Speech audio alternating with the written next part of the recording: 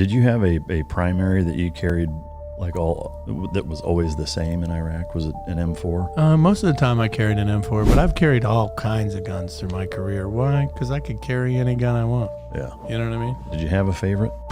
I think one of my favorite rifles was the first Shorty SR25K. So it was a 14.5-inch SR25, AR-10, 308, 760, whatever you want to call it. And would you say you carried that quite a bit? I got an air medal with 37 VIs with that rifle. Oh, shit. Yeah. Holy f***. Can you share any of those stories? Yeah. Like, it's a lot of them, man. We did that nightly. Like, Man, let's that's wild. go.